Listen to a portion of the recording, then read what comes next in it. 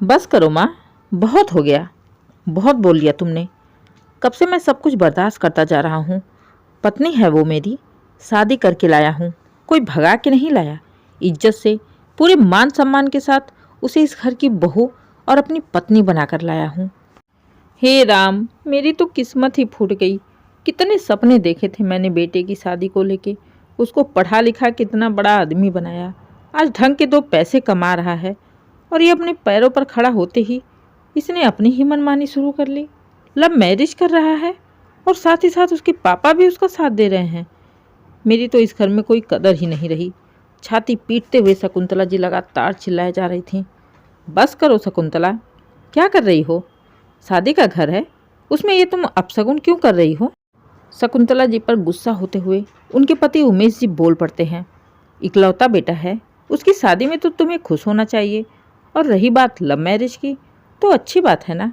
कम से कम बच्चे एक दूसरे को पहले से जानते हैं, समझते हैं। दूसरे के घर की लड़की आएगी, उसे भी तो इस घर में खुद को एडजस्ट करने में तकलीफ तो नहीं होगी। जमाना कहाँ से कहाँ चला गया और तुम अपने ही पुराने ख्यालात को लेके रोना पीटना मचा रही हो। लव मैरिज कोई बुरी बात नहीं होती है। और ऊपर से सबसे बड़ी बात तो ये सोचो कि तुम्हारे बेटे ने अपनी जात बिरादरी की लड़की को पसंद किया है, किसी दूसरे जात की भी तो नहीं है। फिर तुम्हें उसे अपनाने में क्या दिक्कत हो रही है? बस करो ना माँ, सच तो कह रहे हैं पापा, बुराई क्या है? तुम क्यों इतनी हाय तौबा मचा रही हो? माँ, तुम एक बार जब मेघा से मिलोगी तब तो समझोगी ना, वो बहुत अच्छी लड़की है। तुमने जैसी बहू के सपने देखे हैं, मेघा वैसी ही है। तुम्हें अपने बेटे की खुशी से कोई मतलब नहीं है, अपने बेटे के ऊपर विश्वास नहीं है। मैं ऐसी वैसी लड़की को इस घर में लेके आऊँगा? पति और बेटे की डांट सुनने के बाद शकुंतला जी शांत हो जाती हैं। आखिरकार वो कर भी क्या सकती हैं। सारी तैयारी भी हो गई थी। उन्होंने अपनी तरफ से पूरी कोशिश की, जितना हाथ पैर चला सकती थीं सब कुछ किया, लेकिन शादी को रुकवा नहीं पाई। और अंत में आकाश और मेघा के गृह प्रवेश की तैयारी होने लगती है।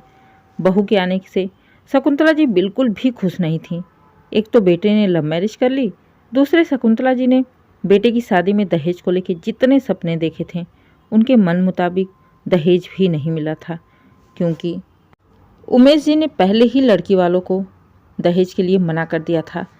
शादी में आकाश की बुआ भी आई थी, जो उमेश जी से बड़ी थी। बुआ जी भी आकाश की शादी से खुश नहीं थी, क्योंकि वो आकाश की शादी अपने ही किसी पहचान वाले की लड़की से करना चाहती थी, जिसके लिए उन्होंने बहुत पहले ही शकुंतला जी से बात भी कर ली थी, जहाँ शकुंतला जी को मुँह मांगा दहेज भी मिलता। लेकिन अचानक से ही जब आकाश ने शकुंतला जी को मेघा के बारे में बताया, तो शकुंतला जी के सपने वैसे ही हवा हो गए। इधर जब आकाश अपनी नई नवेली पत्नी मेघा के साथ गृह प्रवेश कर रहा था, तो आकाश की बुआ कमला जी अपनी भाभी शकुंतला को एक कोने में खींच के ले जाती हैं और उनके कानों में धीरे से फुसफुसाती हैं, देख लो भाभी, तुम्हारा तो अपने बेटे और पति पर ही कंट्रोल नहीं रहा। देख लो कितनी छोटी है वो अपने आकाश से। अरे, एक से एक लड़कियों की लाइन लगी पड़ी थी अपने आकाश के लिए। गाड़ी घोड़े के साथ सब लोग लड़के देने के लिए तैयार थे, लेकिन तुम्हारा तो अपने पति और बेटे पर बस ही नहीं चला। पर अभी भी कुछ बिगड़ा नहीं है। मेरी मानो तो अपने पति और बेटे के सामने सही बनी रहो, लेकिन उनकी पीठ पीछे इस मेघा का जीना दुश्वार कर दो। इसे इतना तंग करो, इतना परेशान करो कि वो यहाँ से खुद ही भाग जाए। वैसे भी लव मैरिज ज़्यादा टिकती ही कहाँ है, और जब वो खुद ही घर छोड़ के चले जाएंगे तो आकाश फिर से दोबारा मना कर उसे वापस लाने वाला नहीं है। सीधी सी बात है, दोनों में अनबन हो ही जाएगी और एक ना एक दिन दोनों का रिश्ता भी टूट जाएगा। और फिर सही समय देखकर हम आकाश की शादी अपने हिसाब से कर देंगे। अब सब कुछ तुम्हारे ही ऊपर है। कमला जी ने तो शकुंतला जी के कान भर दिए, और शकुंतला जी को भी जिज्जी की बातें बड़ी सही लगी। अब उनका पूरा ध्यान बहू के ऊपर ही था, और मन में एक उम्मीद थी कि लव मैरिज ज़्यादा दिन तक टिकती नहीं है। बस इसी उम्मीद के साथ शकुंतला जी ने शुरू किया अपना खेल। आकाश ने शादी के लिए 10 दिन की छुट्टी ले रखी थी, लेकिन ये छुट्टी शकुंतला जी को बर्दाश्त नहीं हो रही थी, क्योंकि ज़्यादातर आकाश मेघा के साथ ही टाइम बिताता था, जो देख देख के शकुंतला जी के सीने पर सांप लौट जाता था। और आकाश के रहते हुए वो मेघा से कुछ कह भी नहीं सकती थी। जैसे तैसे उनके 10 दिन कटे और 10 दिन के बाद जब आकाश सुबह सुबह ऑफिस के लिए निकल गया और आकाश के पापा भी कहीं बाहर चले गए, तो शकुंतला जी तुरंत धड़धड़ाते हुए मेघा के कमरे में जाती हैं और मेघा से कहती हैं, महारानी, लव मैरिज करके आई हो, मेरे बेटे को बस में कर ली हो, तो क्या पूरे घर वालों को भी बस में करने का इरादा है? तुम्हारे जैसी सीधी मीठी बोली वाली लड़कियों को मैं अच्छी तरह से समझती हूँ। अच्छे घर का, अच्छे खानदान का लड़का देखा नहीं कि डोरी डालना शुरू कर देती है। यही सिखाया तुम्हारे माँ बाप ने? अरे मेरा आकाश तो सीधा साधा है, वो तुम जैसे चुड़ैल का इरादा ही नहीं समझ सकता है। लेकिन मुझे सब पता है, ये जो लव मैरिज का नाटक होता है ना, ये ज़्यादा दिन तक टिकता नहीं है। 4-6 महीने तो तू बड़ी सीधी बन के रहेगी, इसके बाद तो तू अपना रूप दिखाएगी, मेरे बेटे से लड़ेगी, झगड़ेगी, उसके प्यार का फ़ायदा उठाएगी और फिर मेरे बेटे की ज़िंदगी नरक कर देगी, उससे तलाक मांगने लगेगी और मुआवजे में तुझे मोटी रकम भी चाहिए। मेघा अपनी सास का ऐसा रौद्र रूप देखकर डर जाती है और तुरंत बेड के नीचे उतर के खड़ी हो जाती है। सास के मुंह से ऐसी बातें सुनकर रोने लगती है। उसे समझ में ही नहीं आता कि अचानक माँ जी को हो क्या गया है, वो कैसी बातें कर रही हैं। उसने बड़ी हिम्मत करके धीरे से कहा, लेकिन माँ जी, हुआ क्या है? आप इतना नाराज़ क्यों हो रही हैं? बात क्या है? नाराज़ क्यों हो रही हूँ? तेरी ज़बान भी चलती है? अभी तो बड़ी मीठी मीठी बन रही है।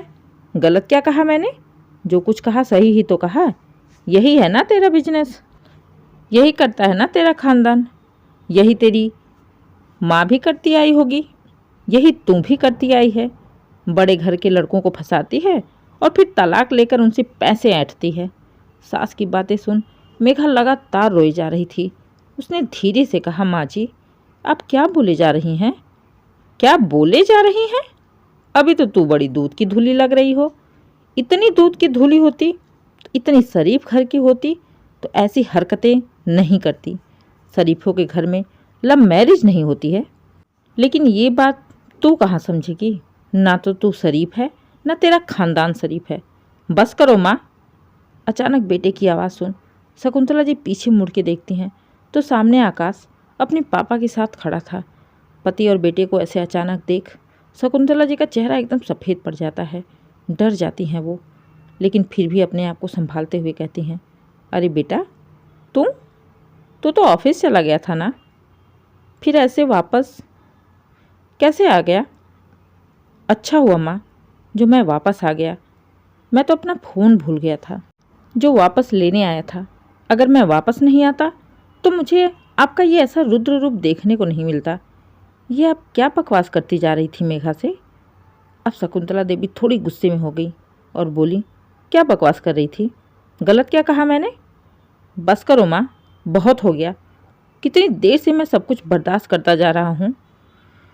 पत्नी है वो मेरी, शादी करके लाया हूँ, कोई भगा के नहीं लाया। इज्जत से, पूरे मान सम्मान के साथ उसे इस घर की बहू और अपनी पत्नी बना के लाया हूँ। अगर आपको मेघा नहीं पसंद है तो कोई बात नहीं, मैं अभी के अभी मेघा को लेकर इस घर से हमेशा के लिए चला जाता हूँ। लेकिन आप मेरी पत्नी के बारे में इतनी गिरी हुई बातें नहीं कर सकती हैं।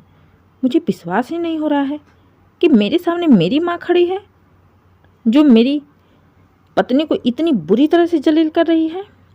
माँ, उसे मैं इस घर में लेके आया हूँ, मेरे भरोसे वो इस घर में आई है। उसका मान सम्मान मेरा मान सम्मान है, उसकी इज्जत मेरी इज्जत है। मेरा फर्ज बनता है कि मैं उसके मान सम्मान की, उसके इज्जत की रक्षा करूं, ना कि उसे ऐसे सबके सामने जलील होने के लिए छोड़ दूं। अच्छा हुआ माँ जो आज ही मैंने आपका सारा असली रूप देख लिया। मेघा, तुम अपनी सारी पैकिंग कर लो, हम आज के आज ही किराए के घर में चले जाएंगे। तू अपनी माँ को छोड़ने की बातें कर रहा है बेटा? तू अपनी माँ के त्याग को भूल गया? मैंने कितने परिश्रम करके तुझे पढ़ा लिखा के इस लायक बनाया है और तू कल की आई इस लड़की के चक्कर में अपनी माँ को छोड़ देगा? माँ, मैं आपको छोड़ नहीं रहा, लेकिन आपके चक्कर में मैं अपनी पत्नी की बेइज्जती भी नहीं कर सकता। जब तक आप मेघा को पूरे मन के साथ नहीं अपनाएंगी, अपनी बहू नहीं मानेंगी, तब तक हम इस घर में वापस दोबारा कभी नहीं आएंगे। बिल्कुल सही कहा बेटा। आगे आते हुए उमेश जी ने बोला, पत्नी है वो तुम्हारी, पूरे मान सम्मान के साथ इस घर में लेके आए हो। उसकी इज्जत की, उसके मान सम्मान की रक्षा करना तुम्हारा कर्तव्य है। इसलिए मैं तुम्हारे फैसले के साथ हूँ। मैं भी चलूँगा तुम्हारे साथ, क्योंकि ऐसी गंदी सोच की औरतों के साथ मुझे भी नहीं रहना है। बहू, तुम चलो, मेरे भी कपड़े पैक कर लो। मेघा चुपचाप खड़ी रोए जा रही थी। उसने सपने में भी नहीं सोचा था कि लव मैरिज को लेके आज के ज़माने में इतनी घटिया सोच हो सकती है। उधर शकुंतला जी को काटो तो खून नहीं, कहाँ बहू को निकालना चाहती थी, कहाँ बेटा और पति दोनों ही हाथ से निकले जा रहे हैं। अब वो करे भी तो क्या करें। आखिर उन्होंने एक बार और कोशिश की और आकाश को देखते हुए धीरे से बोली, बेटा, अपनी माँ को छोड़ के चला जाएगा? आकाश ने कहा, माँ, मैं कहाँ आपको छोड़ के जाने की बात कर रहा हूँ। छोड़ के जाने की बात तो आपने ही शुरू की ना। जब आप मेघा को अपनी बहू नहीं मानती हैं, उसे इस घर में नहीं रहने देना चाहती हैं, तो फिर मुझे उसके लिए कुछ ना कुछ तो करना ही पड़ेगा। अरे बेटा, तू भी किससे बहस कर रहा है? इस पत्थर दिल औरत से? गुस्से में बोल पड़े उमेश जी। इसे क्या किसी के दुख तकलीफ से मतलब होगा?